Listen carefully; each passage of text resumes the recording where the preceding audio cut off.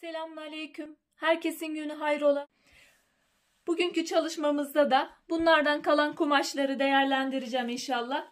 Şöyle küçük bir tespih kesesi yapmayı düşünüyorum. Şöyle ölçüleri veriyorum ben ilk önce. 43 santim. Bunları göz ayarı yaptım. Belli bir ölçü kullanmadım. Çünkü kalan bir kumaştı. O yüzden kalan fırfırı da değerlendirmek istiyorum. Bu kadar kaldı. Ayrıca büzgü için pamuklu sateninden bu ende kumaş aldım. Şuradakini göz ayarı yaptım. Ama yine ölçü isterseniz vermek istiyorum. 13 santim. 18 santim. Ölçüler bundan ibaret. Şurada işlediğim laleyi bunun da ön tarafına işlemek istiyorum. Onu da çizimini yaptım. Şuradan bir tane lale çiziyorum. Bir tarafını koyulaştırıp belirginleştiriyorum. Koyulaştırdığım kısmı şöyle üzerine koyup arkadan tekrar çizince kumaşa direkt işlenmiş oluyor. Seccadede yapılışını gösterdim. Şimdi başlıyoruz. Öncelikle fırfırım kese için biraz geniş.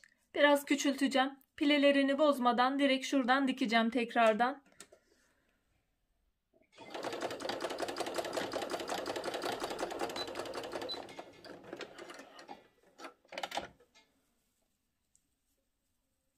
Üstteki kısmı kesiyorum.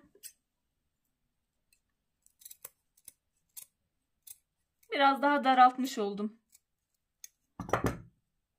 Şöyle ayarı şu ayar olacak. Fırfırı bitirdikten sonra şöyle yerleştireceğim. Şurasına tam ortası olması gerekiyor. Şöyle iki kenardan da zaten bir makine ayağı bıraktım ben. Beyaz kumaşın kalışı. Şöyle iğneleyeceğim. Her iki tarafını da arasına yerleştirdim. Pike kumaşımı. Buradan şimdi ikisini birlikte şöyle dikeceğim. Ayrı ayrı da dikilebilir. Kalan kısmının diğerini de aynen öyle yapacağım. Bunu da yerleştireceğim. Sarmasına geçeceğim. İsterseniz ayrı da dikebilirsiniz. Önce burayı dikip sonra fırfırı dikebilirsiniz. Birlikte dikeceğim ben. Şöyle yerleştiriyorum.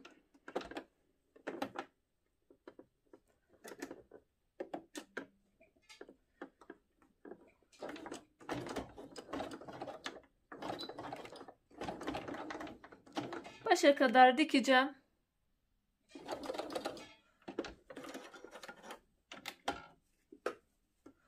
Şöyle fazlalığımı kesiyorum. Diğer tarafta kullanacağım.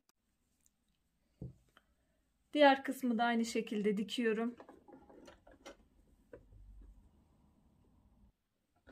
Bu kısmı da diktim. Şöyle kalan onu da atıyorum. Şimdi şöyle yapıyoruz.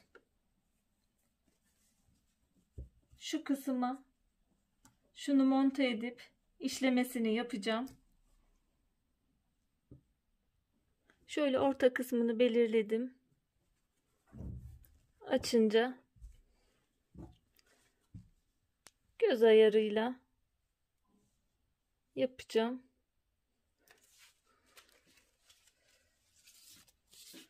Şöyle eşit olması gerekiyor ama yanlardan 5 santim buradan. Buradan da 5 santim hafif. Şöyle olunca ayar olmuş oldu. 5,5 5,5 yerleştiriyorum. İğneliyorum.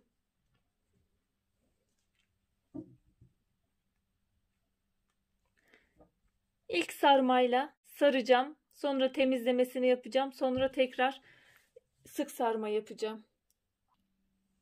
Konumumu zikzak ayarını alıyorum. Genişliğimi 2 milim yaptım. Adım uzunluğumu ise 1 milim yaptım. Bu değişebilir, yani siz deneyerek de bulabilirsiniz hangi aralıkta yapacağınızı.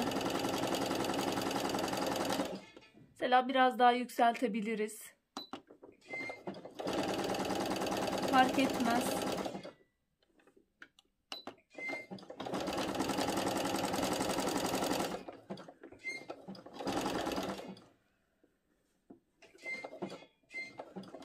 Etrafını böyle saracağım. Sarma ayarı şu ayar olacak. Şimdi şöyle nakış makasıyla temizliyorum. Dikişi kesmemek şartıyla direkt alıyorum hemen kenarından. Bütün dış kısımları, iç kalan kısımları birinci sarmada sarmıyorum zaten. Onlar ikinci sarmada sarılacak. Ben sadece kesilmesi gereken dış bölümleri dışarı atmak için çiziyorum. Sık sarma yapmak için bu kez genişliğimi yükselttim. Uzunluğumu düşürdüm.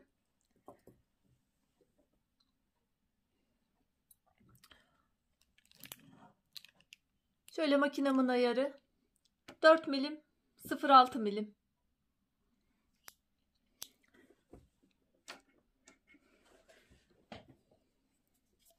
Şöyle de piko ipliklerim var. Onu kullanıyorum.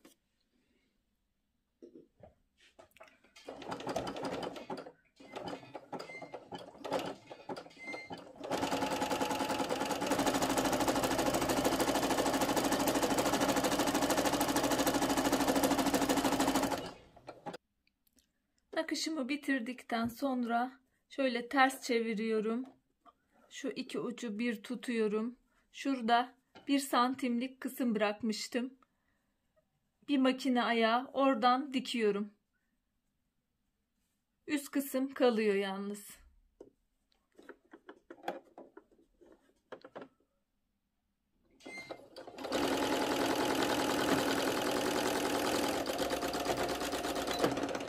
Diğer kenarı da aynı şekilde dikiyorum ve ovarlağını gideceğim. Ovarlağı da çektim ve bitirdim. Dikişimi bitirmiş oluyorum.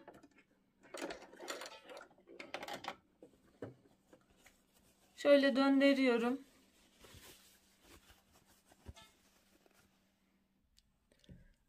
Şuradan bir çengelli iğne geçecek kadar bir dikiş attım. Sarma da gidebilirdim ama dikiş attım. Bunu kurdaleye geçireceğim bu bölümden. Diğer taraftan da birinciyi kurdaleyi buradan geçirdim. İkinciyi de buradan geçireceğim. İpler karşılıklı olmuş olacak. Yani kurdaleler karşılıklı olacak. Şöyle karşılıklı oldu. Böyle büzerek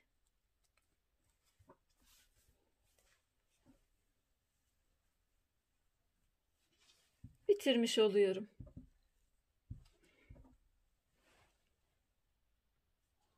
Kesemi bitirdim. Şuralarına da boncuk geçirdim, bağladım. Umarım faydalı olmuştur. Yapmak isteyen, denemek isteyen arkadaşlara kolaylıklar diliyorum. Allah'a emanet olun. Hoşça kalın, sağlıcakla kalın.